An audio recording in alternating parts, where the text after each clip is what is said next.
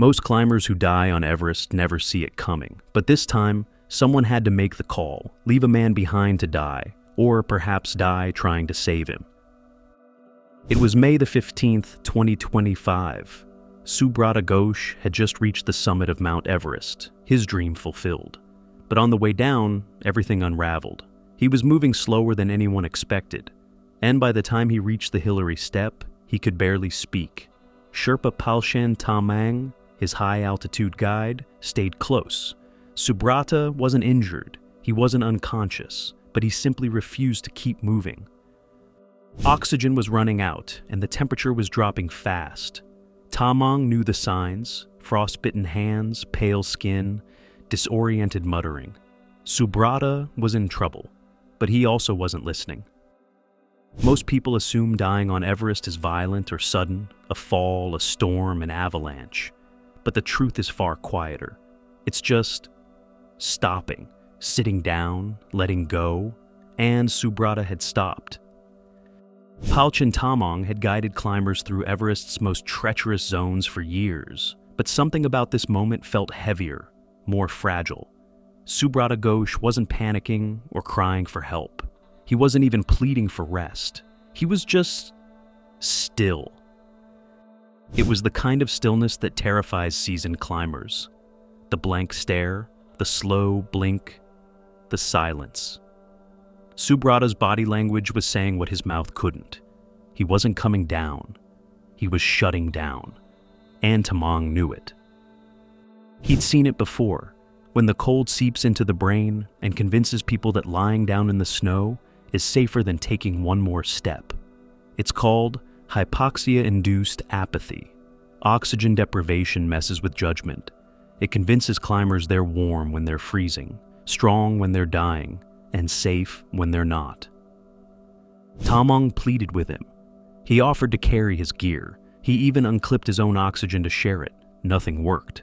Subrata just muttered something under his breath, maybe in Bengali, maybe nonsense, and kept sitting. But here's the cruel reality of the death zone. It doesn't give you time to argue. The air is so thin that every minute you linger takes days off your life. Muscles stop responding, fingers turn black, vision blurs. And for Tamang, who was also running low on oxygen, the decision became less about saving Subrata and more about surviving himself. The wind was picking up. Clouds were rolling in. Radios crackled with reports of another climber going missing nearby. And still, Subrata wouldn't move, not an inch. At that altitude, the line between hero and victim is razor thin. Stay too long, and you both become names on a memorial wall. Palchen Tamang knew the death zone better than most. He'd seen what happens to climbers who wait too long, bodies frozen in place, still clipped to the rope, eyes wide open in permanent disbelief. But now, for the first time, he wasn't walking past one. He was standing next to one, and he wasn't sure he'd be able to walk away.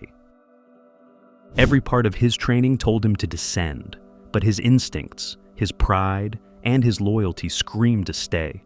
Sherpas aren't just guides, they're lifelines. They're trained to lead, to protect, to shoulder the impossible, but even a lifeline can snap under pressure. The radio crackled again. Wind roared in his ears. His legs were shaking now, not from fear, but from sheer exhaustion.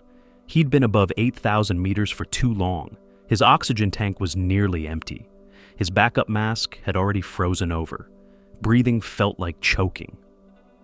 He looked at Subrata one last time, his client. The man who'd trained for years, who'd dreamed of this climb, who'd spent a lifetime chasing this one moment. And now, he was just sitting, refusing help, letting the mountain take him. Tamang tried to lift him. He got one arm over his shoulder, dragged him an inch or two, but Subrata's legs didn't move. He was dead weight, and Tamang could barely carry his own. He thought about his own family, his children back home, the other clients still relying on him further down the mountain, and something inside him broke. There was no dramatic goodbye, no final words, just a quiet understanding that the mountain had already decided. He unclipped his harness from Subrata's, adjusted the little oxygen he had left, and turned away. As he stepped back onto the ridge, something inside him shifted. Relief, maybe, or guilt, or both. Every step down felt like a betrayal, but also a return to life. Behind him, the wind swallowed everything. The descent was mechanical. Tamang wasn't thinking anymore. He was surviving. One foot, then the other. Every breath burned. Every step was a gamble. The trail blurred around him. The snow, the ropes, the ice, none of it looked real anymore. He passed other climbers, but barely registered their faces. Some nodded, some didn't even look. Up there, everyone is too deep in their own war to notice anyone else's. By the time Tamang reached Camp 4, his face was frostbitten, his lips split, and his vision fading in and out. He collapsed outside the tent, barely able to speak. Other Sherpas rushed to help, pumped warm oxygen into his mask, rubbed life back into his hands. It took 2 full days for him to fully recover, just enough to explain what had happened. When the words finally came, they were quiet, heavy. He hadn't left Subrata behind out of coldness or carelessness. He had done everything he could, until he couldn't anymore. News of Subrata's death spread quickly. Some in the mountaineering world mourned him as another tragic loss in Everest's long, brutal history. Others questioned the choice. Could he have been dragged down? Could a rescue team have gone up? Should Tamang have stayed longer? But people who truly understand Everest knew the truth. Up there, survival isn't a choice. It's a calculation. And when one climber refuses to move, they're not just risking their own life, they're gambling with someone else's. Tamang had survived, but the cost was written all over his face. When word of Subrata's death reached the public, the reaction was instant and divided. Some called it a tragedy, others called it abandonment. Critics began comparing Tamang's decision to other high-profile rescues on Everest. Just a year earlier, JLJ Sherpa had made headlines after dragging a Malaysian climber down from the death zone, risking his own summit push to save a man who was barely alive. That story went viral. Gelye was hailed as a hero. So why couldn't the same be done for Subrata? But what most people didn't understand was context. Gelye's rescue happened at 8,500 meters. Subrata was near 8,800. Closer to the summit than any human body should be. And unlike the Malaysian climber, who was unconscious and pliable, Subrata was awake, but refusing to move. You can't drag someone who fights you. You can't rescue someone who won't cooperate. Still, the comparisons kept coming. Social media lit up with armchair critiques. Some said Tamang should have waited longer. Others asked why no one else went up, as if rescues on Everest were like calling 911. As if any of them had ever stood at that altitude, face frozen, lungs collapsing, watching a man die in front of them while knowing they were next. Tamang didn't respond to the backlash. He didn't post any statements. He didn't try to defend himself. Because on Everest, survival is its own burden, and explaining it to people who've never been there is almost impossible. The real question wasn't whether he did the right thing. It was whether there ever was a right thing to do. Mount Everest isn't just the highest point on Earth. It's a place where the rules we live by start to break down.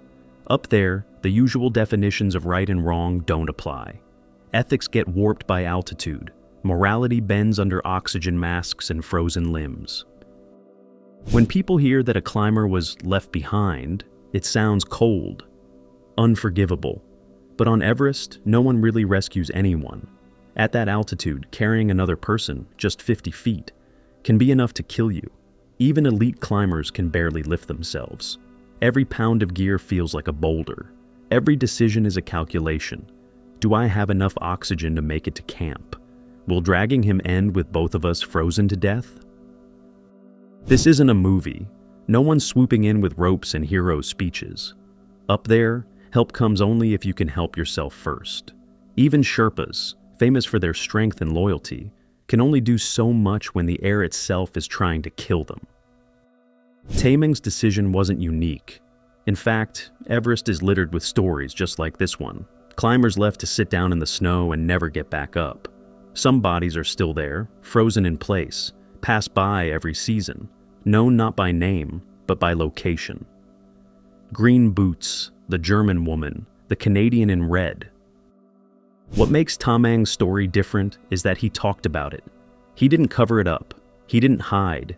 He said the quiet part out loud. I was too tired to bring him down. And in the death zone, sometimes honesty is more brutal than silence.